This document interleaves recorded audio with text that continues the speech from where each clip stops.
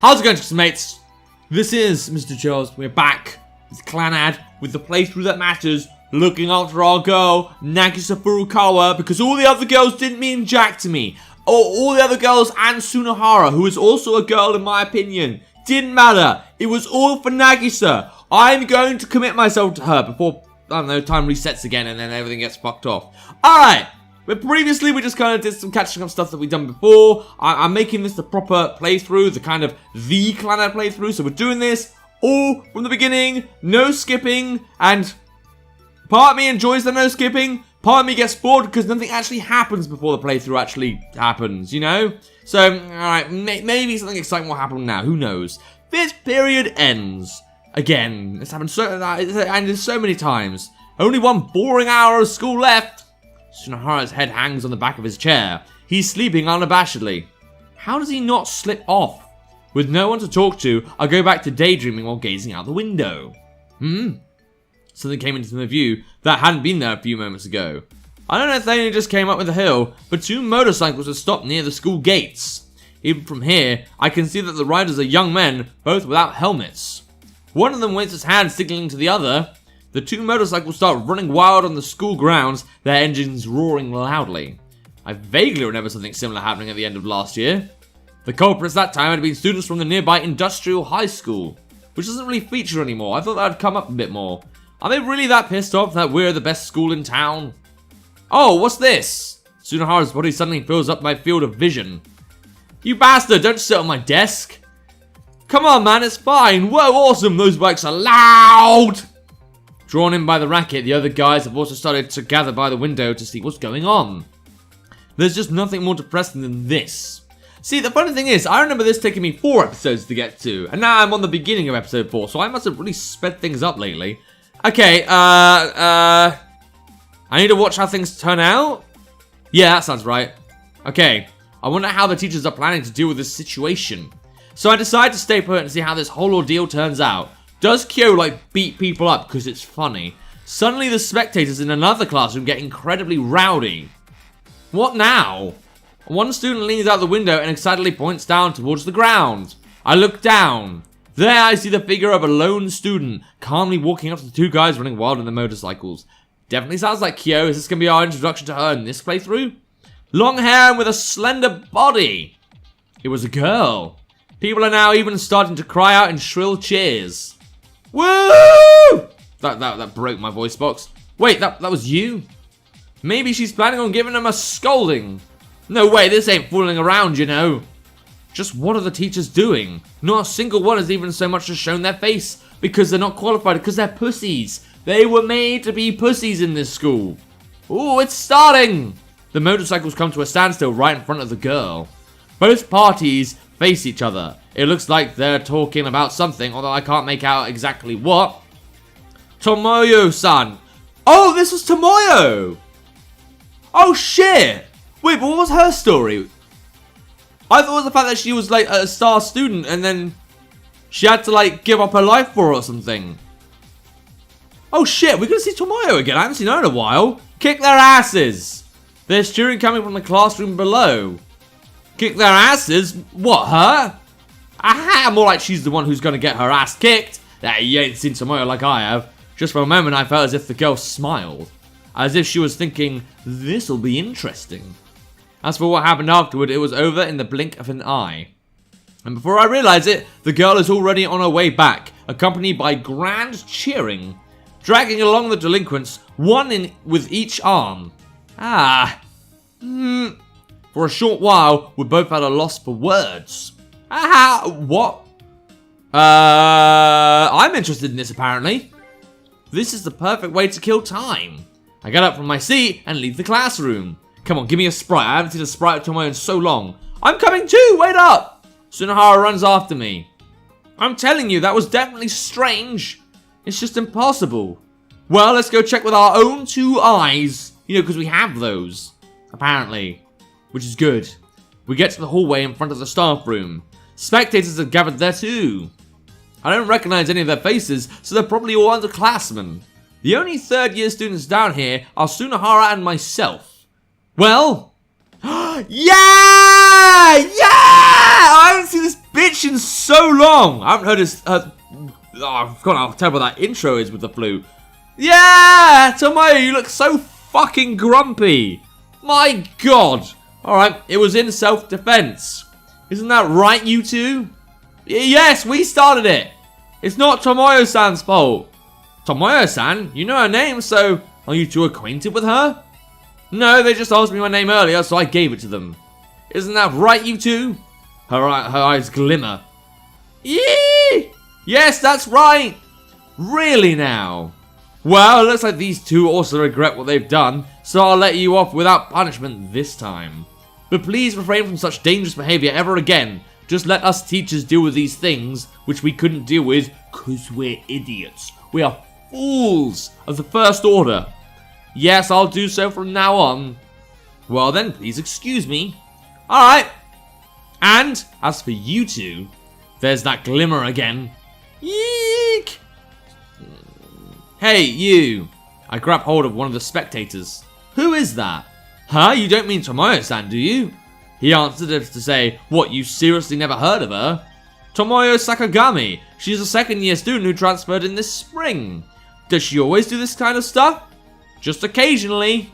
Even though the teachers were so scared that they just hid away inside the staff room, she came out and faced those punks alone.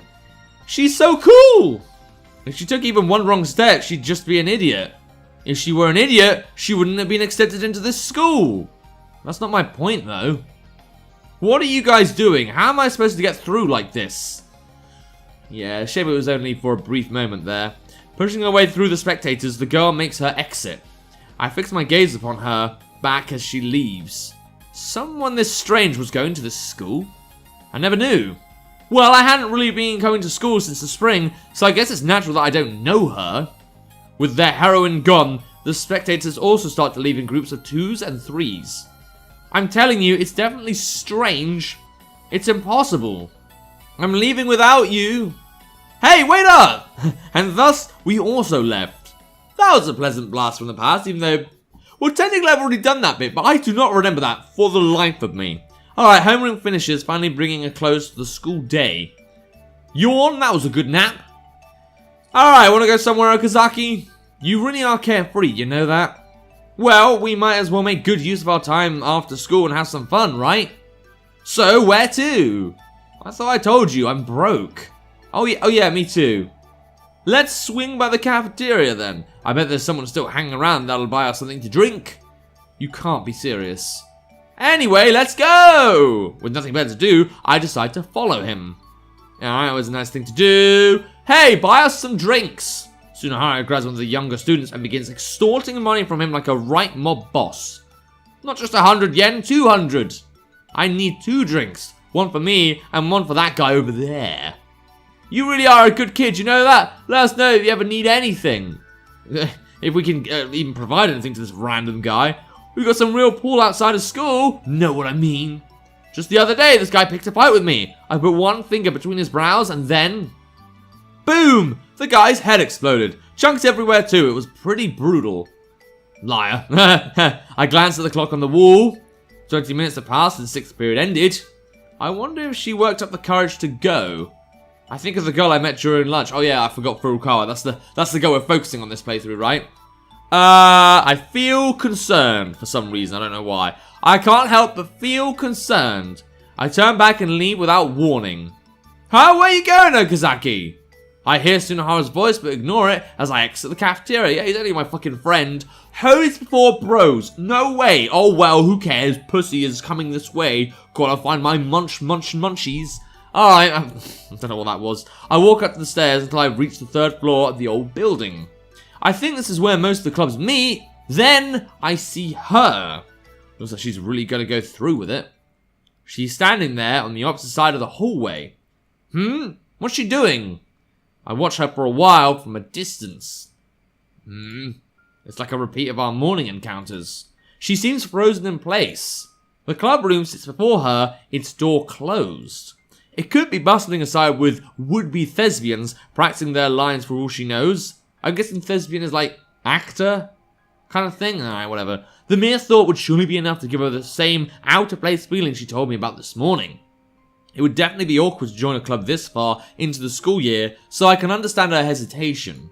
I wonder what would be likely to happen if she opened that door. Fucking nothing, because there's no one there. They don't exist. Not anymore, anyway. Even if she introduced herself as a new member, the others might get confused or shrug her off entirely, seeing as she is a third year. It'd be a way easier if she knew just one other person, but... yeah, now she's depressed, because heaven forbid she actually get this fucking club going or whatever. I'm sure she's having the same thoughts as I am. I pulled from my thoughts by seeing her mouth suddenly move ever so slightly. I can't hear her voice, but I tried to read her lips. Is it Ampan? No, she said Salisbury steak. Did she just say Salisbury steak? Kind of a weird time to think about dinner.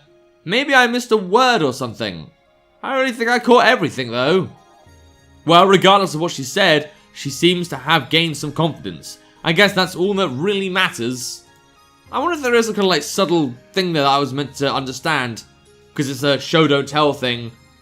But I don't like show don't tell because it just leaves so much to the reader and its effort. Alright, she grabs the door's handle and pulls. Rattle? She spoke, but no actual words follow. Her eyes are fixed straight ahead, looking into the club room. What's in there? What could have her in a daze like that? Damn it. I run over to her side. Then from behind her, I look inside the classroom myself. And it's fucking trash. Look at all this. Look at, well, you know what? I haven't even seen the place like this in a while.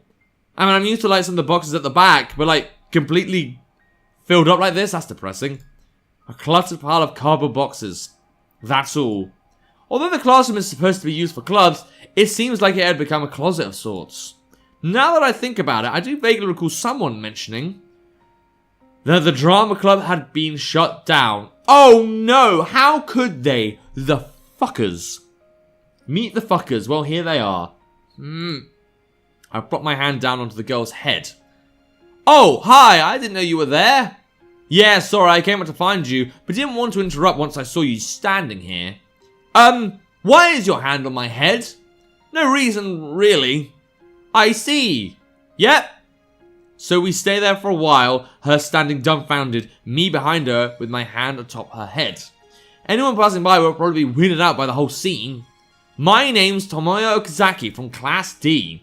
What about you? I'm Nagisa Furukawa from Class B.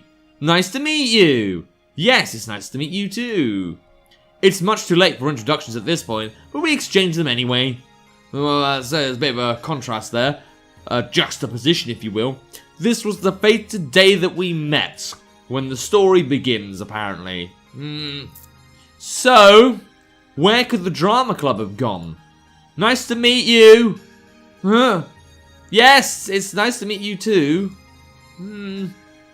So the drama club. yeah, nice to meet you. Yes, it's nice to meet you too. So the drama club. Nice to meet you. What the fuck happened there? Did the game just have a stroke? Alright, can you get home by yourself? Yes, of course. Well, eat a Salisbury steak and cheer up. Huh? How do you know I wanted Salisbury steak for dinner? I have a knack. She had lost everything she loved at this school. So in the place of all that, she rewarded herself with food as a way to stay motivated and move forward. Yes, okay. Anpan though, really? She could have shot for something a little more highbrow, like Salisbury steak. Okay, whatever. Don't be late tomorrow. Yeah, I'll try not to be. Okay, see you later. Bye, Okazaki-san. Yeah, you're gonna be my wife soon. I'm gonna marry you. I return. Well, I think I am anyway. I could be wrong there. I return home before the sun sets. I quickly change and leave the house before my father gets back from work. I wonder what he does for a living. As I get to the dorm and begin my walk down the hall, a horde of giants barrels toward me. Whoa! I just barely move out the way as they rush past. They were a bunch of rugby guys. They run straight into their own rooms and slam their doors shut. Hey! A lone woman turns the corner and comes tearing down the hallway after them. Hey, Messiah! I haven't seen Messiah in a while, although honestly, she's kind of that boring. I mean, now I think about it, now I've played so many playthroughs and actually been able to like compare different playthroughs. Her playthrough was really fucking boring. I don't even know what it was about. I can't believe them. She stops and stands next to me. She's the resident's dorm mother and purveyor of order on the premises, Misai Sagara.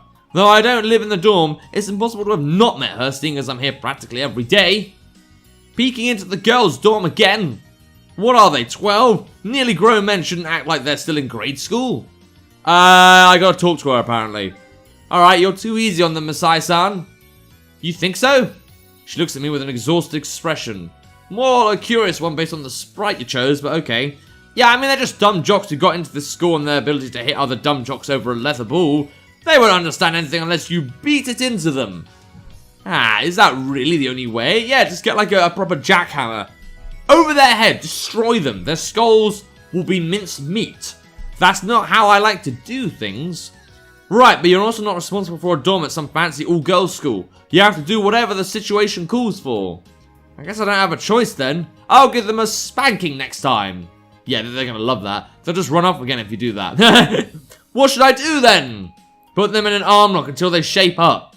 But wouldn't they just break free from that too? They're rugby players after all. Use a machine. Use machine conversion factory. That's where you use technique to trump power.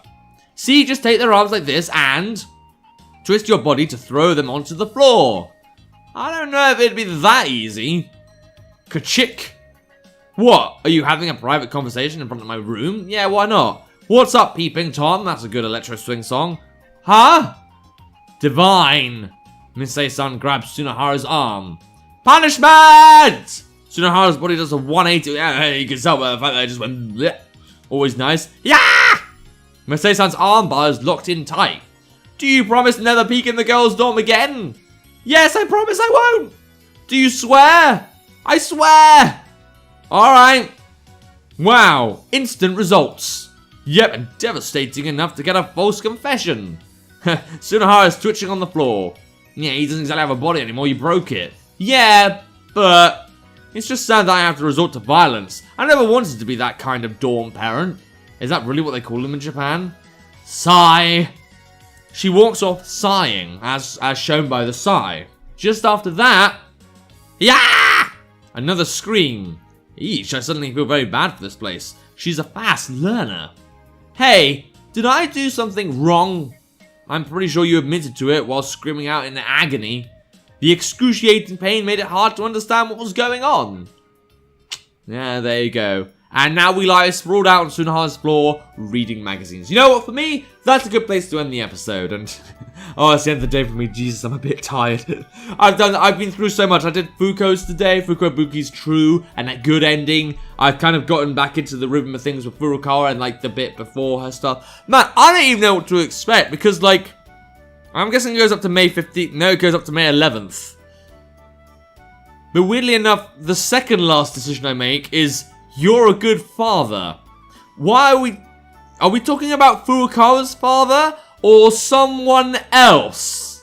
I guess I'd like to see that in another episode. Anyway, if you want to play the game for yourself, see if you can be the Clannad master, there'll be a link to the game in the description down below. And without further ado, look up for books, subscribe to my YouTube channel. Until next time, see ya!